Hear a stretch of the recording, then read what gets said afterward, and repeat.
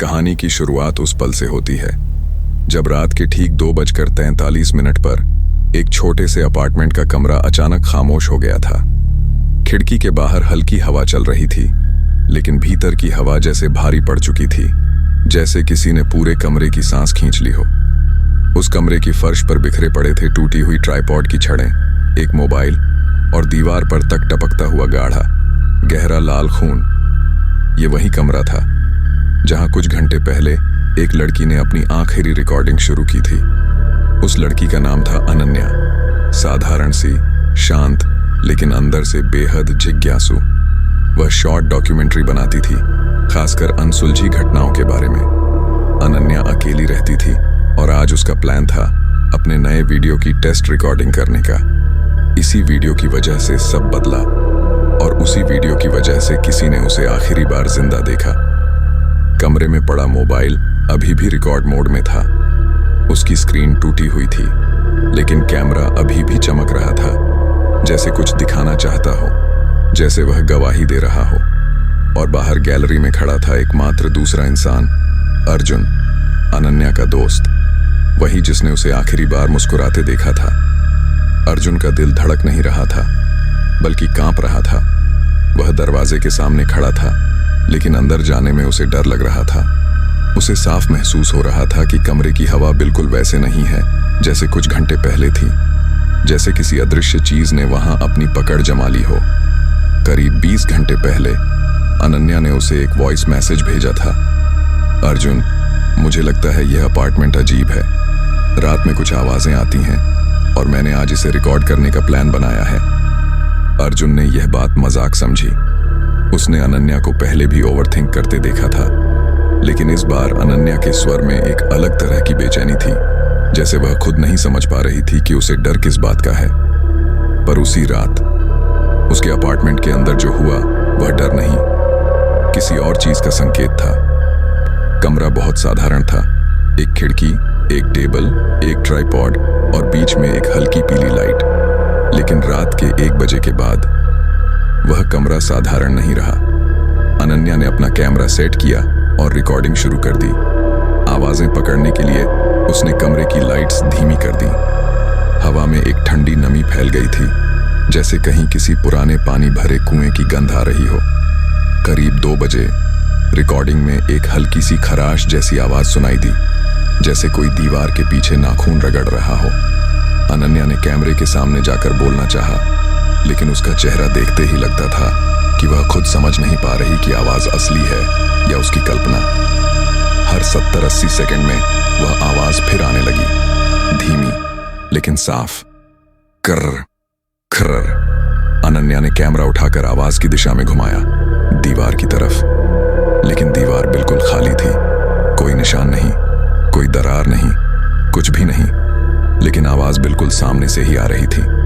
गला सूखते हुए भी अनन्या रिकॉर्डिंग बंद नहीं कर रही थी। उसका चेहरा अब डर नहीं, बल्कि किसी जवाब को पकड़ने की कोशिश कर रहे इंसान की तरह था। वह जानती थी कैमरा झूठ नहीं बोलता। करीब 2:20 पर कैमरे की स्क्रीन पर अचानक स्टैटिक आया, जैसे किसी ने उस पर सांस ली हो। कमरे का तापमान अचानक गिर गया। अनन्या हाथ कांपने लगे, लेकिन उसने रिकॉर्डिंग जारी रखी। अचानक कमरे की लाइट हल्की सी झिलमिलाई और उसी पल कैमरे ने कुछ कैप्चर किया। दीवार पर एक काला धब्बा बनता हुआ दिख रहा था, धीरे धीरे फैलता हुआ, जैसे किसी अदृश्य उंगली ने दीवार पर कुछ लिखना शुरू कर दिया हो। अनन्या का शरीर जड़ हो गया। करीब 2:27 रिकॉर्डिंग की आवाज बदल गई। खराश वाली आवाज अब गहरी हो गई थी, जैसे किसी इंसान की सांस, लेकिन उस सांस में कोई गर्माहट नहीं थी, सिर्फ खालीपन, जैसे किसी को इतने साल पहले दफनाया गया हो कि उसकी आखिरी सांस भी अब सिर्फ गूंज बनकर रह गई हो। अनन्या ने अचानक कैमरा जमीन पर रख दिया और दीवार की तरफ बढ़ी। उसके कदम धीमे थे। रिकॉर्डिंग में उसका चेहरा नहीं दिख रहा था, लेकिन उसकी परछाई दिख रही थी, कंपती हुई, डरी हुई, लेकिन खिंची हुई, मानो दीवार उसे अपनी तरफ बुला रही हो। और फिर आया वह पल जिसने सब खत्म कर दिया। 2:32 रिकॉर्डिंग में एक भारी सी धप्पे की आवाज आई, जैसे कोई चीज जोर से फर्श पर गिरी हो। वहीं से कैमरा थोड़ा घूमकर जमीन की तरफ हो गया। अगले कुछ सेकंड सब सन्नाटा, पर फिर परछाई दिखने लगी। परछाई अनन्या की जैसी थी, लेकिन उसकी चाल, उसकी ऊंचाई, उसकी हरकतें किसी इंसान जैसी नहीं थी। वह जैसे चार पैरों पर रेंग रही हो। परछाई दीवार से निकलकर कमरे में आती दिख रही थी, धीमी लेकिन लगातार। उसकी हर हरकत से एक चुभती हुई कर्र जैसी आवाज आ रही थी।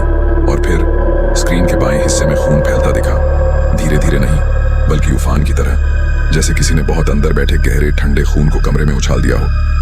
अब वापस उसी शाम अर्जुन के सामने ये सब था, खून से भरा कमरा, टूटी हुई चीजें और एक ऐसा सन्नाटा जिसमें मर चुके लोगों की सांसें भी सुनाई दें। अर्जुन अंदर गया। उसका पैर खून पर पड़ा और एक हल्की छींट कमरे के कोने तक चली गई। उसने कंपते हाथों से मोबाइल उठाया। वीडियो अभी भी रिकॉर्ड हो रहा था। यह देखकर उसका दिल धड़कना भूल गया। स्क्रीन पर आखिरी फ्रेम में सिर्फ एक चीज दिख रही थी, दीवार पर बना वही काला निशान। लेकिन अब दीवार पर एक वाक्य लिखा था, ताजे खून से, वो अब अकेली नहीं है। अर्जुन वहीं जम गया। उसकी सांसें तेज हो गईं। कमरे में अब भी वही ठंडी गंध थी। उसे लगा जैसे कोई उसके पीछे खड़ा है, बिल्कुल पास, उसकी गर्दन के इतने नजदीक कि अगर कोई सांस ले तो उसकी ठंडक महसूस हो सके। अर्जुन धीरे धीरे मुड़ा, लेकिन वहां कुछ नहीं था, सिर्फ हल्की सी खर्रर की आवाज, मानो कोई दीवार के पीछे मुस्कुरा रहा हो। अगले दिन पुलिस आई, लेकिन रिपोर्ट में केवल एक लाइन लिखी गई, लड़की गायब है, खून उसका है, लेकिन शरीर कहीं नहीं मिला। किसी ने वह मोबाइल फाइल दोबारा नहीं खोली, सिवाय अर्जुन के। और हर बार जब उसने वह आखिरी फ्रेम देखा, उसे लगता था कि दीवार पर लिखा वाक्य बदल रहा है। पहले लिखा था, वो अब अकेली नहीं है। कुछ दिनों बाद फाइल में लिखा मिला, एक और आएगा। और कल अर्जुन ने जब देखा, वाक्य था, अब तेरी बारी है। और उसके कमरे की दीवार पर, उसी जगह पर वही निशान बनना शुरू हो गया था। आपको ये कहानी कैसी लगी हमें कमेंट करके बताइए। और ऐसे ही मजेदार कहानी सुनाने के लिए और देखने के लिए हमारे चैनल को सब्सक्राइब करें। धन्यवाद।